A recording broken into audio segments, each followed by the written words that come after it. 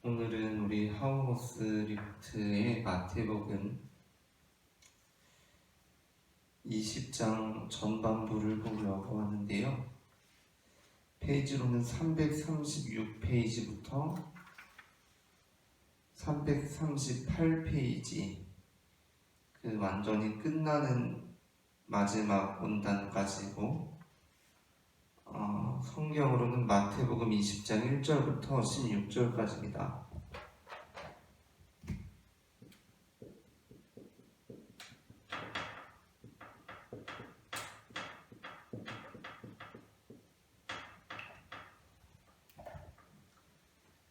마태복음 20장 1절부터 16절까지. 이 본문은 굉장히 유명한 포도원 비유인데요.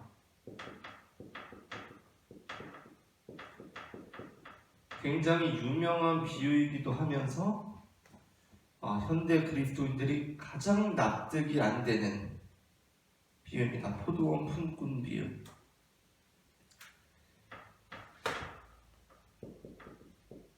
포도원 품꾼 비유의 내용은 우리가 이미 다 잘 알고 있을 텐데, 어떤 비유냐면 아침 일찍 와서 일하는 사람, 점심에 와서 일하는 사람, 저녁 늦게 와서 일하는 사람에게 모두 다 동일한 임금이 부여됐다는 것이고, 이거에 대해서 이제 아침 일찍부터 와서 일하는 사람이 항변했다는 것이고, 우리는 너무 그거에 이제 감정이입이 되죠, 그죠?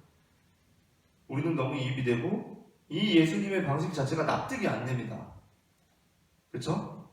이제 그거를 우리가 왜 납득이 안 되냐, 그리고 이 본문의 진짜 핵심 의미가 무엇이냐 하면 이해가 될 텐데, 왜 이것이 납득이 안 되냐면 우리는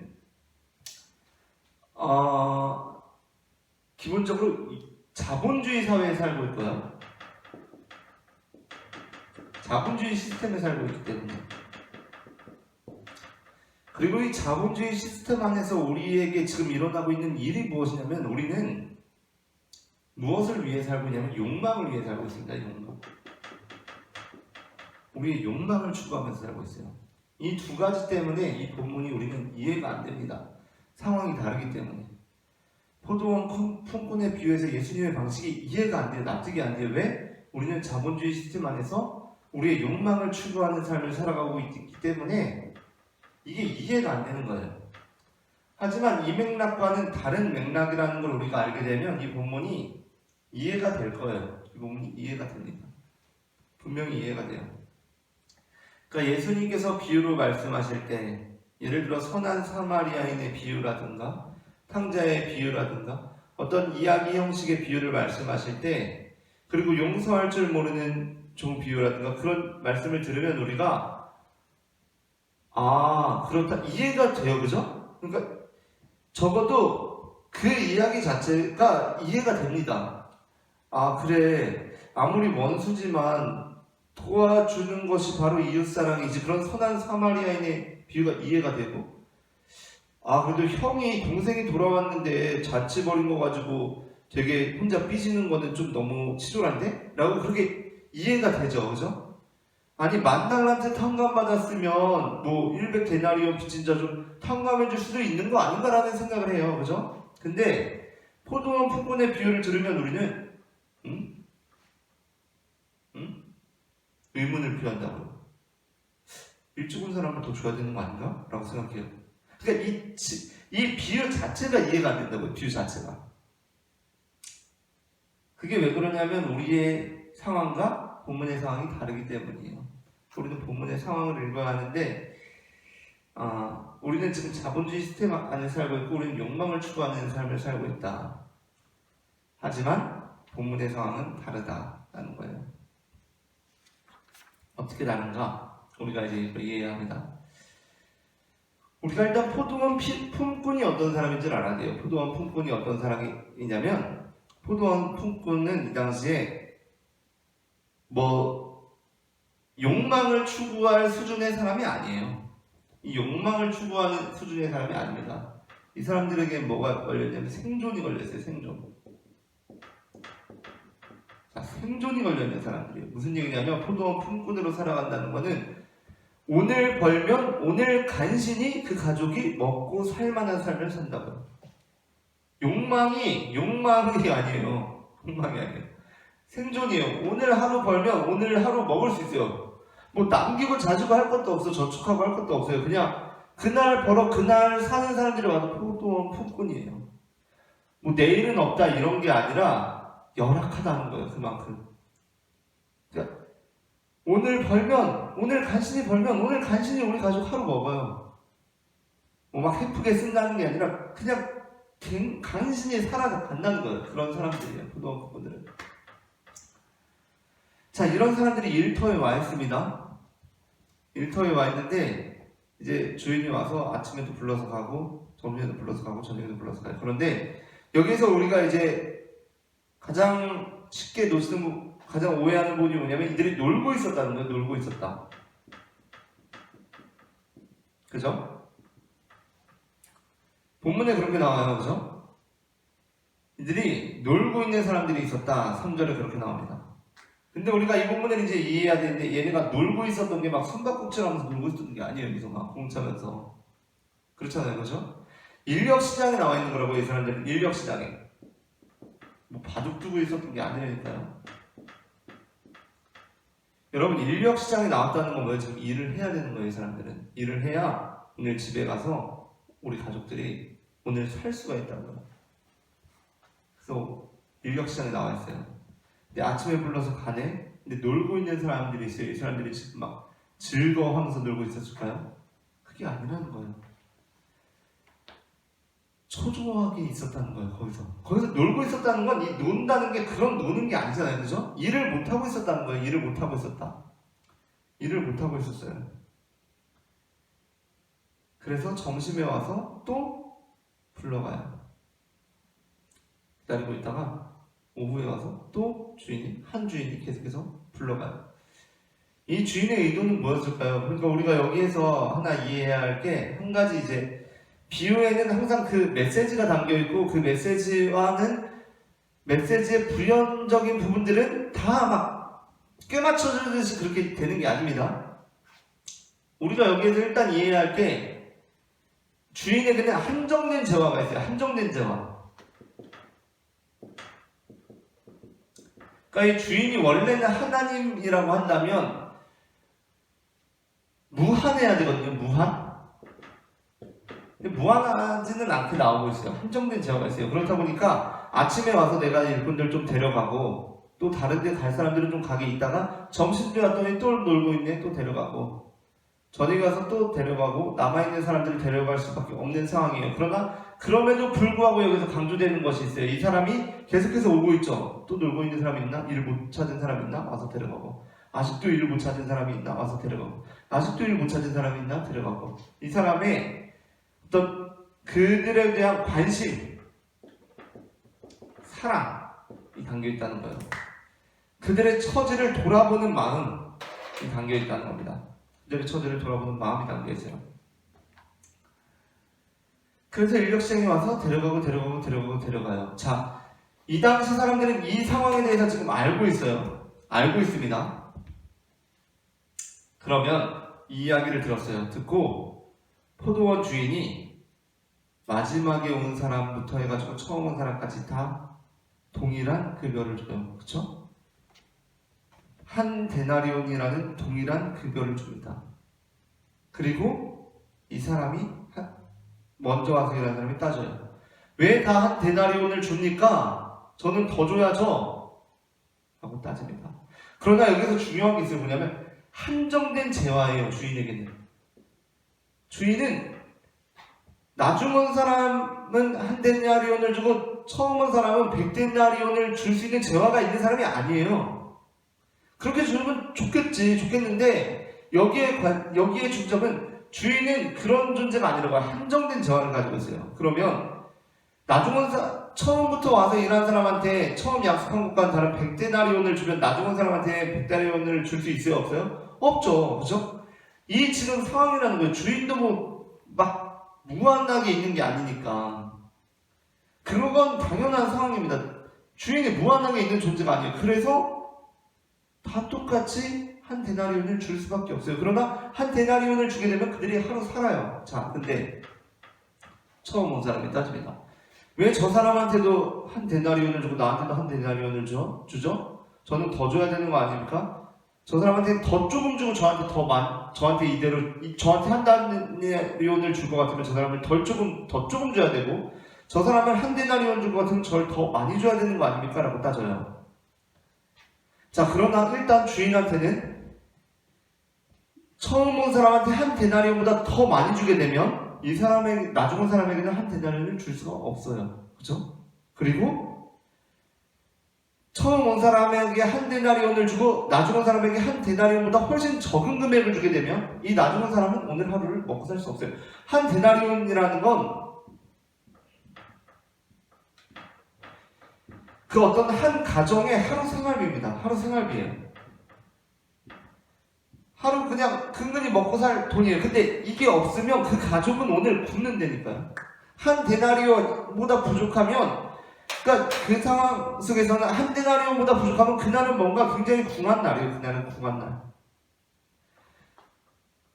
그렇게 살아야 돼요. 근데 그 처음 온 사람이 딱 보고 있다가 이렇게 말해요. 주인님, 아니 이보세요. 저를 한 데나리온 줄 거 같으면 저 사람도 조금 주세요. 라고 말해요. 그리고 저 사람 한 데나리온 줄 거 같으면 저 더 많이 주세요. 라고 말해요. 두 개 다 가능한 상황이에요? 불가능한 상황이에요? 불가능한 상황이에요. 왜? 방금 말했지만 이거 잘 이해해야 됩니다. 처음 온 사람한테 더 많이 한 5데나리온을 주면 나중 온 사람한테 한 데나리온을 줄 수 있어요? 없어요? 한정되지 않으니까 줄 수가 없어요. 그러면 그 사람은 생존할 수가 없어요. 자, 처음 온 사람한테 한 데나리온을 줬다고 해서 그 나중 온 사람한테는 더 적게 준다고 하면, 상대적으로 더 적게 준다고 하면 이 사람은 살 수가 있어요? 없어요? 없어요. 오늘 집에 가서 굶쳐야 되는데. 그러한 상황이에요. 그 상황에서 주인은 동일하게 임금을 줬어요. 그러면 처음 와서 일한 사람이 따져요. 그것을 따졌을 때 우리는 이해가 되지. 자본주의 시스템 안에서 욕망을 추구하는 사람들인데 그렇게 말할 수 있죠. 우리는 왜 이 시스템 안에서 살고 있으니까 그렇게 말하는 게 너무나 이해가 돼. 근데 그 당시 사람들은 어땠을까요? 그 당시 사람들은 우리처럼 생각할 수 있었을까요? 우리 또한 이걸 알게 되니까 어때요? 처음부터 와서 일한 사람, 아침 일찍 와서 일한 사람이 그렇게 말하는 게 좀 너무하다라는 생각이 들잖아요. 그죠? 너무하지. 그 나중에 와서 일한 사람은 집에 가서 굶어야 되는데, 그 가족이 먹고 살 게 없는데, 나 오늘 한 데나리온 받아가면 우리 가족 먹고 살 수 있어요. 근데 저 사람은 한 데나리온을 안 가져가면 먹고 살 수가 없는 거예요. 오늘 하루. 근데 여기서 중요한 게 있어요. 중요한 게 있습니다. 이 사람이 따지잖아요. 왜 저 사람도 나한테 똑같이 주저라고 따지잖아요. 근데 이 따지는 사람이 있잖아요. 따지는 사람이 착각하고 있는 게 있어요. 뭐냐면 자기가 뭔가 대단해서 일찍 와서 일했다고 생각하는 거예요. 처음 온 사람이 착각하는 게 있어요. 내가 뭔가 대단해서 나는 일찍부터 와서 일했다고 생각한다니까요. 근데 그게 아니죠. 주인은 알고 있어요. 주인은 뭘 알고 있냐면 내가 너희를 불렀다라는 걸 잊지 않고 있는 거예요. 자, 똑같아요. 똑같은 게 뭐냐면 처음 온 사람과 나중에 온 사람이 똑같은 게 뭐냐면 처음 온 사람은 일찍 인력시장에 나왔고 나중 온 사람은 늦게 인력시장에 나온 게 아니에요. 이 이 인력시장에 처음 온 사람은 일찍 나와 있었고 나중 온 사람은 늦게 장터에 나온 게 아니에요. 나가보니까 장터에서 아직도 일을 못하고 있는 사람이 있다는 것은 인력시장에 똑같이 다 나왔다는 거예요. 아침에 가보니까 똑같이 다 있었는데 뭐예요? 이 사람들은 나중까지 남아있었던 거예요. 남아있었던 거. 그러니까 이 사람들과 똑같은 상황인데 불렀기 때문에 나온 거죠.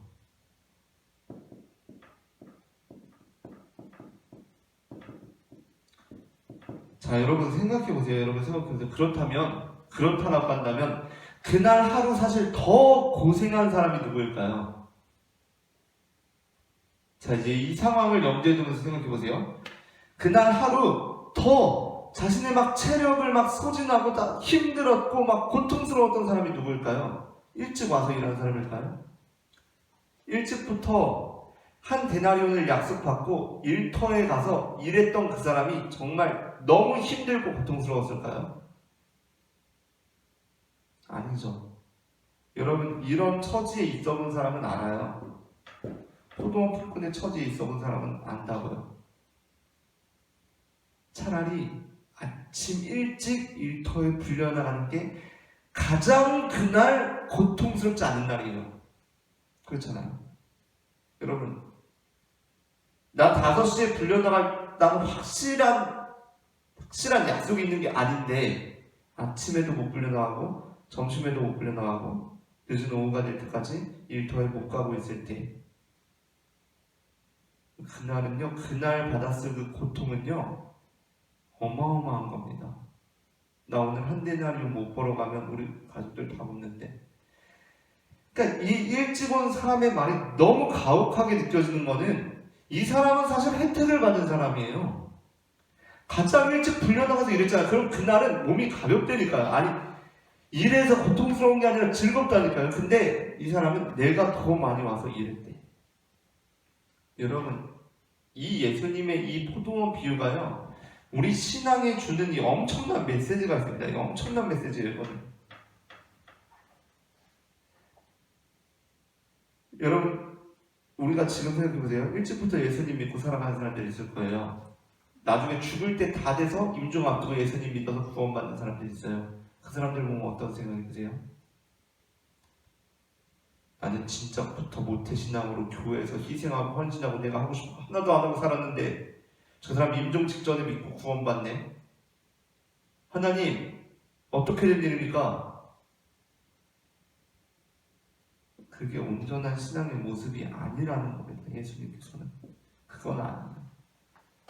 지금 그런 신앙을 가지고 있다면 그건 아니에요. 이 우리의 관점이 뒤바뀌어야 된다는 거예요. 우리의 관점이. 예수님께서 말씀하시는 건 뭐예요?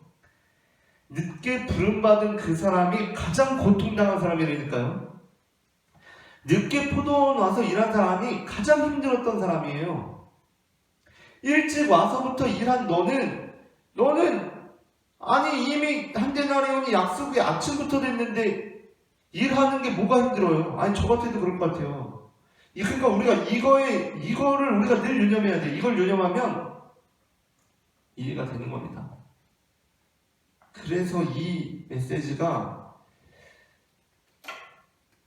우리가 이제 여기부터 이제 확장되는 주제를 나누게 될 텐데, 이게 굉장히 우리가 힘들게 고민해 봐야 할 주제예요. 하우어스가 여기에서 중요한 것을 언급합니다. 336페이지에 마지막 문단을 보면, 이 비유를 주석하는 사람들은 포도원 주인이 품삯을 지불하는 방식에서 암시되는 하나님의 은혜의 공평함을 강조한다. 그러나 이 비유에서 하나님의 은혜의 특징으로 나타내는 것은 공정함이 아니라 오히려 하나님의 은혜의 순전한 풍부함이다. 하나님의 사랑은 소진될 수 없고, 따라서 예수님께서 부르시는 사람들의 특성은 광범위하게 다양해질 수 있다. 씨를 뿌리는 사람의 비유에서 예수님께서는 좋은 땅에 떨어지는 씨앗이 다른 수확들을 거둘 것이라고 말씀하셨는데, 이는 하나님의 선물은 그 나라의 영광을 위해 다름을 창조할 것임을 시사한다. 따라서 이 비유는 그 나라의 사역에 대한 다른 기여들을 강조하는 것으로서 우리들 중에 예수님을 따르는 자들이라고 생각하는 사람들은 먼저 고용된 사람들 중에 있는 것이라는 가정에 도전하는 것임에 틀림없다. 우리는 교회에는 그날의 마지막에 고용된 사람들도 포함된다는 것을 기억해야만 한다라는 거예요. 자, 굉장히 중요한데요. 여기서 뭐냐면, 자, 우리가 이 부분에서 대부분 강조하는 것이 공정함이에요. 공정함. 근데 하우스는 뭐 공정함이 아니다. 은혜의 순전한 풍부함이다라고 말해요. 풍부함. 자, 하우스가 이렇게 말하죠. 씨 뿌리는 자에 비유해서 좋은 땅에 떨어지는 씨앗이 다른 수확들을 거둘 것이다. 몇 배의 수확을 거두잖아요. 좋은 땅에 떨어진 씨앗이 지 혼자 잘 먹고 잘 사는 게 아니라 몇 배, 몇 배, 몇 배의 수확을 거둔다고요. 이것이 의미하는 것이 무엇인가? 은혜가 풍부하게 임할 것이라는 거고, 제가 마태복음 13장 항상하면서 비유장하면서 그 비유장 전체를 봐야 된다라고 이야기를 하잖아요. 그러니까 전체를 보게 되면 어떤 얘기냐면 좋은 땅에 떨어진 씨 비유부터 해서 겨자씨 비유, 누룩 비유, 가라지 비유, 이 모든 것들이 암시하고 있는 게 뭐냐면은 은혜가 풍부하게 임한다는 거예요. 뭐? 믿는 자들뿐만이 아니라 믿는 자들을 통해서 믿지 않는 자들까지도 은혜가 확장된다는 겁니다.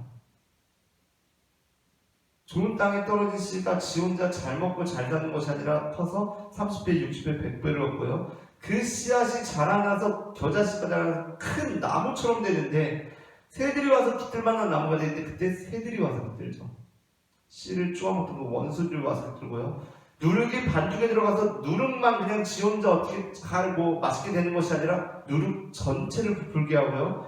가라지 비유에서 예수님께서 그 가라지를 뽑지 말라고 하시는데 왜 뽑지 말라고 하실까요? 진짜 추석 때까지 뒀다가 그 가라지는 불태워 버리려고? 아니 그런 바보가 어디 있습니까? 가라지는 진작에 뽑아야 곡식이 잘 자라죠. 곡식만 자라게 할 것 같으면. 곡식을 잘 자라게 하려면 가라지를 뽑아야 돼요. 가라지 뽑으려다가 곡식까지 뽑는 그런 농부는 없다니까요. 곡식만 잘 자라게 하려면 가라지를 뽑아야 돼. 근데 예수님께서는 그냥 두래요. 왜요? 진짜 추수 때까지 뒀다가 다 불태워버리려고 가라지만 그때 뽑아서 그러면 곡식만 피해보는데 그게 아니죠. 그 비유의 말씀은 뭐냐면 곡식을 통하여서 가라지가 변화되리라는 것을 예수님께서 보시는 거예요. 그 전체 비유를 보게 되면 가라지 비유가 그렇게 읽힌다는 겁니다. 자, 은혜의 풍부함이에요. 풍부함. 풍부함이라는 것은 뭡니까? 모든 사람들에게 다 은혜가 주어질 거라는 거예요. 모든 사람들에게. 자, 이제 이게 굉장히 확장된 부분으로 가게 되면 어려워집니다. 왜 어려워지냐면 하나님의 구원이 결국에는 모든 사람들에게 임할 것이라는 주제로 나가기 때문에. 자, 포도원 푸꾼 비유. 이거는 구원과 특별히 연관되어 있는데 아침 일은 사람, 점심, 저녁까지 있어요. 저녁에 온 사람도 똑같이 한 데나리온을 받았어요. 왜? 그것이 너무 중대한 생존이 걸려있는 거기 때문에. 너무 중대합니다. 생존이 걸려있는 것이기 때문에 그에게도 똑같이 한 데나리온이 주어져야 돼요. 자, 그렇다고 했을 때 한 데나리온에 구원 문제가 나옵니다. 자, 한 데나리온의 구원의 문제. 자, 우리가 한번 생각해 보세요. 믿는 사람들은 구원을 받죠. 믿지 않는 사람들은 멸망을 당합니다. 이 문제는 무엇과 결부되어 있냐면 영원이라는 것과 결부되어 있어요. 자, 그런데 우리는 믿는 사람들은 구원받고 믿지 않는 사람들은 멸망당한다라고 말을 하는데 오래전부터 신학자들은 이 주제에 대해서 깊이 고민했어요. 쉽게 말하지 않았다고요. 왜죠? 영원 문제가 걸려있기 때문에. 영원 문제. 자, 생각해보세요. 우리는 그냥 쉽게 믿으면 구원, 안 믿으면 멸망 쉽게 말해요. 근데 쉽게 말할 문제예요? 쉽게 말할 문제냐고요. 잘 생각해보세요. 생존이 걸려있는 문제라니까요. 생존이. 아, 저 사람 한 데나리온 줬으면 나 한 10데나리온 주든가 나 한 데나리온 줄 거면 저 사람 나 혼자 쫓겨줘야지라고 말할 수 있는 문제가 아니라고요. 믿는 사람들 구원받고 안 믿는 사람 멸망당해요. 근데 이게 영혼의 문제예요. 영혼의 문제. 생존이 걸려있는 문제예요. 우리가 그렇게 쉽게 저 사람 그렇게 나 이거 진짜 이렇게 따질 수 있는 문제가 아니라 그냥 막말할 수 있는 문제가 아니라 영혼이 걸려있는 문제예요. 그래서 신학자들은 고민했어요. 과연 믿는 사람들은 구원받고 안 믿는 사람들은 멸망당한다는 어떤 구원의 조건들이 많이 있는데 이것이 영혼 문제와 결부되어 있는데 그것은 우리가 그렇게 쉽게 말할 수 있는 문제인가? 라는 거예요. 그럼에도 불구하고 한 부류는 믿으면 구원 멸망의 공식을 따랐습니다. 그것도 이 생에서. 이 생에서 믿으면 구원, 안 믿으면 멸망이라는 공식을 따랐어요. 여러분 생각해보세요. 우리가 이 땅에서 100년 정도 삽니다. 더 짧게 사는 사람들도 엄청나게 많고요. 그리고 심지어 보면 이 땅에서 나쁜 짓 하는 사람들 있어요. 진짜 나쁜 놈들 있죠. 진짜 악한 사람들이 있어요. 그 사람들을 보면 진짜 나쁜 놈이고 진짜 아주 그냥 저주를 해가지고 아주 그냥 처벌을 받고 아주 그냥 엄청난 고통을 당해야 하죠. 그런 막 분노가 치미는 사건들이 있잖아요. 악랄한 놈들이 있잖아요. 근데 여러분 그런 사람들 처벌 당해야 되죠. 징벌 당해야 되죠. 아주 지옥불에 들어가서 아주 고통을 당해봐야 됩니다. 아주. 근데 잘 생각해보세요. 영원이라는 무게를 생각해보세요. 영원이라는 무게를 생각해보세요. 여러분 우리 이 땅에 살아가면서 100년 남짓 삽니다. 더 조금 사는 사람들도 많아요. 그리고 이 땅에 살아가면서 진짜 아주 그냥 악랄한 놈들이 있어요. 진짜 아주 그냥 고통당해도 진짜 아주 그냥 아주 그냥 엄청난 고통을 아주 그 지옥불에 들어가서 겪어봐야 하는 사람들이 있어요. 근데 영원이라는 무게를 생각해보세요. 영원히 나간다는 거는요, 영원히 멸망 지옥불에 들어가서 고통당한다는 걸 상상이 되세요, 여러분? 상상이 되시나요? 영원히 지옥불에서 고통받는다. 이 땅에서 100년 남짓 살면서 아주 그냥 그가 무도한 죄악들을 행했기 때문에 그러한 징벌을 영원히 받아야 한다. 오래전부터 신학자들은 이것에 굉장히 조심스러웠어요. 물론 그럼에도 불구하고 이 생에서 그렇게 했으면 멸망 이렇게 말하는 사람들도 있었습니다. 그러나 신중한 신학자들이 이것에 대해서 굉장히 고심했다고요. 그게 괜찮을까? 라고요. 왜죠? 영혼의 무게감 때문이에요. 영혼의 무게감. 물론 이 땅 가운데 살아가면서 진짜 나쁜 놈들이 있죠. 근데 영원히 고통당해야 돼요. 그걸로 영원히 아주 엄청난 고통을 받아야 돼요. 상상이 되세요. 영원히. 근데 잘 생각해보세요. 그 사람은 진짜 지가 너무나 나쁜 놈이고 잘못해서 그러한 일들을 벌였을까요? 순전한 자기의 선택으로, 의지로 그런 일들을 벌였을까요? 여러분 잘 생각해보세요. 제가 지금까지 그래도 아주 막 극악무도한 범죄는 저지르지 않고 지금까지 살아왔는데 순전히 제 노력인가요? 여러분은 그래요?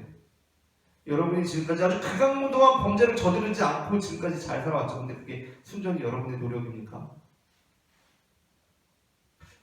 여러분이 만약에 아주 다른 가정 형편에서 자라났다면 어땠을까요? 아주 막 가정 폭력이 심한 가정 있잖아요. 지금도 보면 막 엄청난 가정 폭력. 막 엄마 아빠가 막 아주 그냥 막 성적으로 막 폭행을. 그런 기사 보면 막 그런 데서 자라요.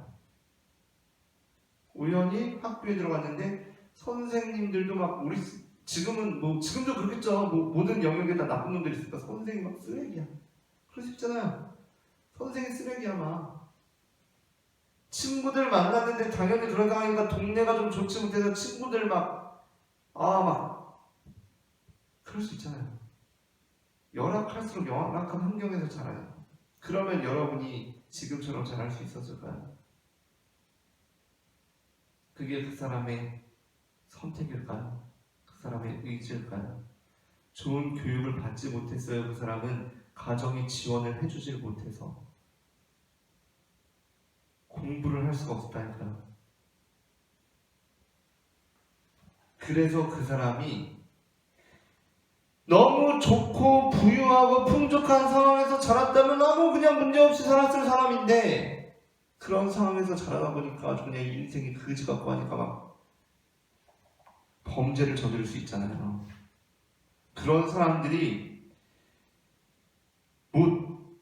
제가 볼 때는 90%는 될 것 같아요. 그렇잖아. 아니 좋은 가정에서 어렸을 때부터 부유하게 풍족하게 자랐으면 막 범죄 저지르고 그럴 일이 뭐 있어요? 그런 사람들도 있는데 진짜 소수잖아요. 아니 그냥 막 여유가 있어 삶이. 근데 뭐하러 그렇게 막 아등바등 사냐고요. 그런 것도 무시할 수가 없는데 절반이라고만 해봅시다. 그런 영향이 환경적인 요인 절반이라고만 생각해보세요. 절반. 근데 이 사람은 환경 절반 안고 그런 범죄를 저지르는 삶을 살아갈 수밖에 없었는데 그걸로 인해서 이 사람은 영원히 징벌이에요. 영원히 고통, 영원히 지옥불 활활 타는 곳에서 영원 조심스러운 부분이에요. 이거 조심스러운 부분입니다. 조심스러운 부분이라고요. 조심스러운 부분이에요. 진짜로. 그렇잖아요. 심지어 여러분 저는 모태신앙으로 어릴 때부터 예수님 알고 지금까지 살았어요. 근데 그런 집이 예수님 믿을 리가 없잖아요. 심지어 막 문화적으로 아예 기독교가 없어. 오지야. 예수님 안 믿고 살아서 지옥 갔어. 영원히 고통받아요. 맞나? 라는 생각 들잖아요.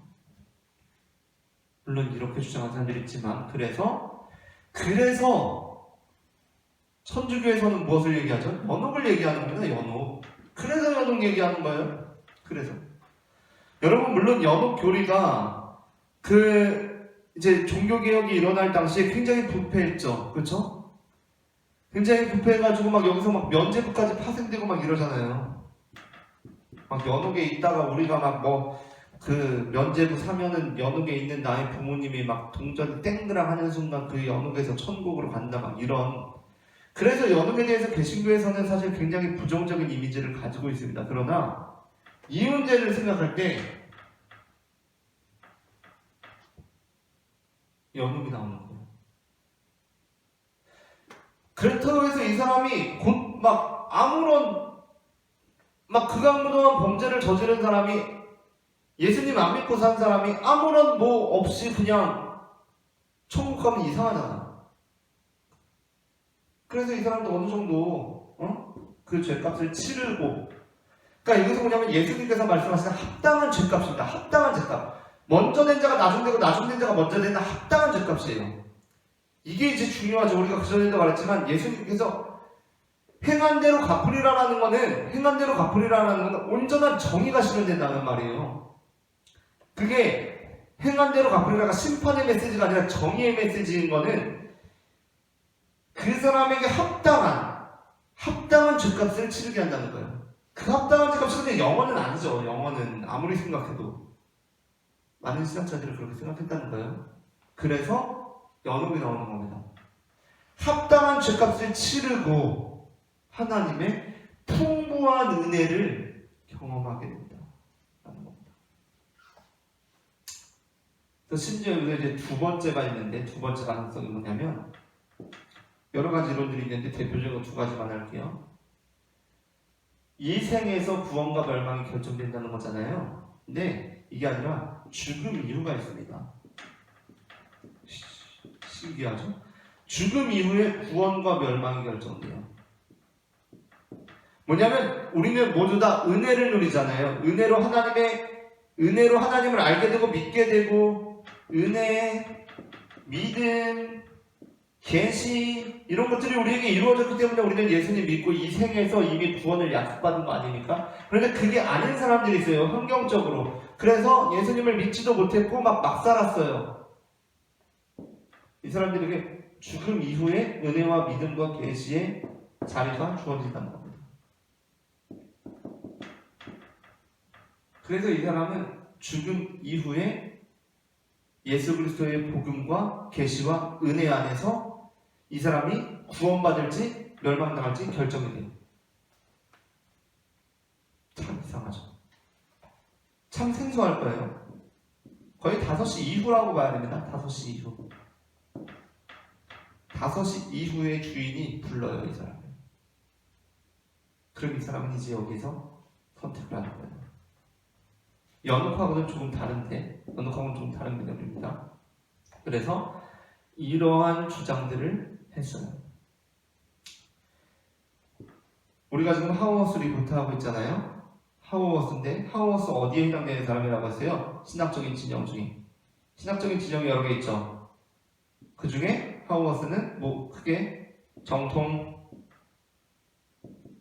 뭐 종교개혁, 뭐 자유주의, 신정통, 신자유주의, 후기자유주의 있다고 했어요. 종교개혁 누구예요? 루터 칼빈. 자유주의 뭐 슐라이어마, 뭐 신정통 칼바르트, 뭐 신자유주의 존히, 후기자유주의 뭐 린드베, 뭐 하우어스 이렇게 나오는데 후기자유주의의 린드백의 입장이 바로 이 입장이에요. 그리고 이 입장은 단순히 후기자유주의의 입장이 아니라 우리가 이 맥락 안에서 또 하나의 부류로서 복음주의라고 했습니다. 복음주의. 우리나라에서 되게 좋아하는 용어예요. 복음주의. 거의 우리나라에서는 복음주의 아니면 기독교 아니라고, 개신교 아니라고 보는 입장까지도 많은데, 복음주의는 이 입장일까요? 이 입장일까요? 복음주의는 이 세상에서 구원 멸망일까요? 아니면 죽음 이후에 구원 멸망 이걸까요? 이거겠죠? 그런데 복음주의 안에도 수많은 주장들이 있고요. 이 주장은 자유주의 주장이 아니라 복음주의에 포함된 주장이에요. 신학적인 진영 안에서. 이 입장은 자유주의가 아니라, 자유주의에서는 이런 거 자체가 없어요. 자유주의가 아니라 복음주의에 포함되는 주장입니다. 이 주장. 그러니까 나는 복음주의라서 이거야 라고 말할 수는 없다는 거예요. 나는 복음주의 중에서도 이건 거죠. 복음주의 중에서도 이럴 수가 있어요. 대부분의 복음주의 신학자들은 이 두 가지가 다 복음주의에 해당된다고 봐요. 자, 그래서 우리가 이 문제를 굉장히 중요하게 봐야 돼요. 영혼의 문제를 담고 때문에 이 부분을 한번 깊이 생각해 보세요. 정말 영원히 고통당하는 건 무엇일까? 그리고 나는 그 고통으로부터 미리부터 구원을 약속받았는데 그것은 내가 노력했기 때문인가? 그건 사실 주인이 불러줬기 때문이잖아요. 우리 삶이 그렇게 조성됐기 때문이잖아요. 주인의 부르심이 없었다면, 그러한 상황이 아니었다면 진짜 내가 지금 이렇게 그냥 크게 범죄막 하고 그 악랄한 놈으로 살지 않았을 거라는 자신이 있어요? 주인의 부르심이 없었는데? 이 부분은 우리가 굉장히 깊이 생각해 볼 부분이에요. 그래서 포도원 품꾼의 비유는 마태복음에만 나오는 비유고요.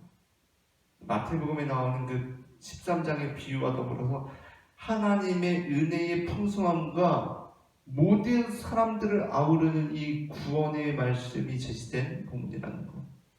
우리가 이렇게 여기까지 하고 오늘은 여기서 마치도록 하겠습니다. 감사합니다.